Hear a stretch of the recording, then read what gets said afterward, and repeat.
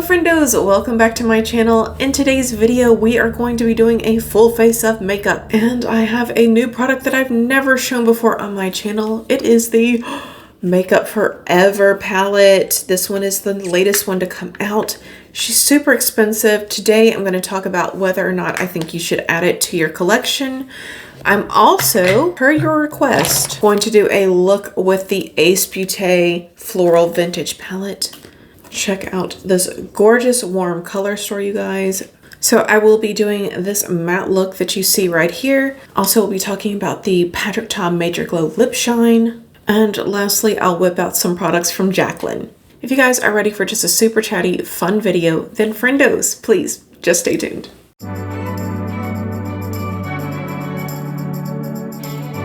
Today, dipping into this palette right here. It's the Ace Beauté Floral Vintage. I think this was something that my sister picked up from a BoxyCharm sale, so I figured we should dive right into this. I just want to do a simple matte look today.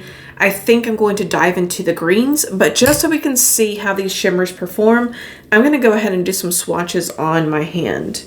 I have burnt my hand up the last couple days. That one looks nice.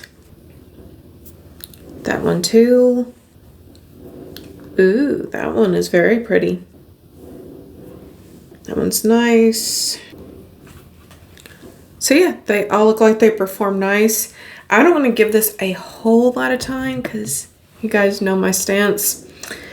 And this palette was made in China, so we didn't know that when we got it. All right, so I'm going to dip into Dahlia, which is this green shade right here. It's kind of a olive slash green apple. Going in on a fluffy brush. This is going on nicely.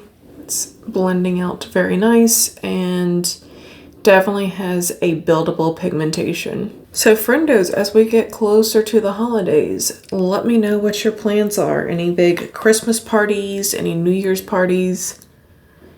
You just hanging out at home, chilling out with friends and family? What are you doing this month of December? Then on the same brush, I'm going to go in with Buttercup, this yellow-orange shade. This one's performing nicely as well. So I haven't talked about this to you guys in a little bit, but you guys remember my sister who lives in Florida, she's getting married. She's coming out here soon, basically for a surprise Christmas visit. And she just surprised us for a visit over Thanksgiving, which was fun. I hadn't seen her very much over this last year, so it's really nice that we're going to be able to see her back to back. I'm hoping that maybe, just maybe, I can get her to come on camera and maybe we'll do a trial of her her wedding makeup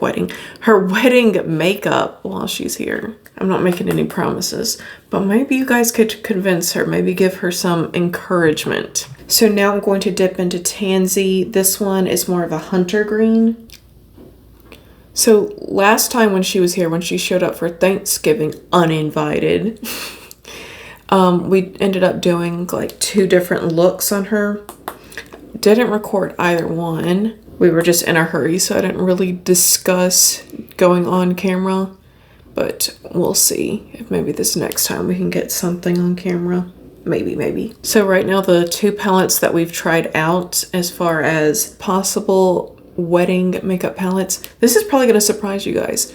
So one is Coffee Talk by Sydney Grace, and the other one was actually the Sandstone palette from ColourPop. She likes the warmer tones in there. Right now she's leaning more towards going with something that's a little bit more brown and pink versus something that's more like blacks, grays, and like really cool tone browns. Okay, now I'm going to dive into Tropical Hibiscus. I don't even know how to describe this. What is this color?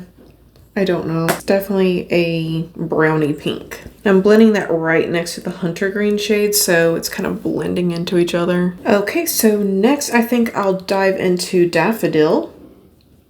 And this one is just a true light nudie peach. And I'm going to put that over the majority of my lid. So I gotta tell you guys, I'm actually really impressed with this palette. I don't expect for everyone to jump on the same cause that I jump on. And if you're still buying makeup from companies that that manufacture products over there. I think that this is a good palette. Just judging by the first impression today, I would definitely want to check out more of their palettes if it wasn't for that one little detail. Okay, so I'm gonna go do some cleanup, really get this all blended out, but I got the placement down. You guys see what I'm gonna do. The next thing we're going to jump into is my sister's Makeup Forever palette that she just bought. So you guys hold tight for that. So friendos, this is one of the latest products to come out from Makeup Forever. I don't believe it's landed on the Sephora site quite yet, but this is the, I think you said Forever Skin HD Setting Powder. No, or setting palette. Anyways, I thought that we would just work with this today. I'm gonna start out with blush. So I'm gonna go in with this shade right here. And this thing was pretty pricey, right? How much? You got it on sale for $59? Mm-hmm. Cool.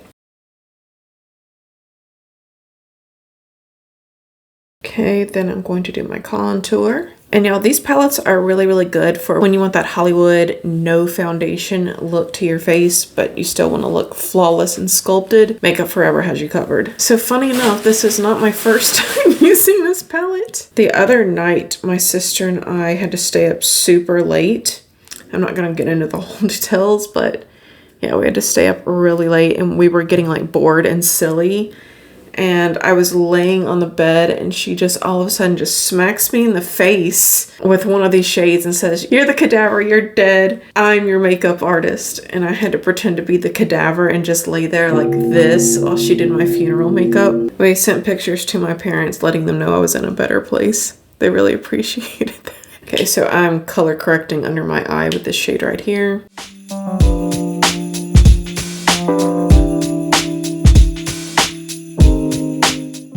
Okay, now I'm going to dip into this middle shade right here. That's going all over my face. It's sort of my foundation. This one's definitely a lot smoother, like a little bit more like oily / silky than the other shades that I've put on so far. I guess because it needs to be.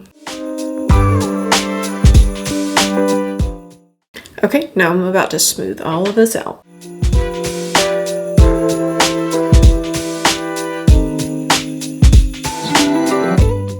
So for the cheeks, I'm doing very circular motions. I want that to look good and blended. I might go in and add some more of the pink for the blush because I feel like a lot of it got blended away. So I have to tell you guys, so the first time that I say I used this, it was really my sister using it on me.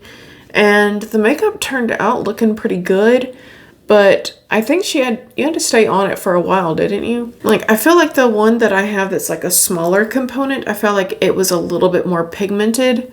But I will say the colors in it are a little bit more stiff than this one. You know, that's just a matter of preference.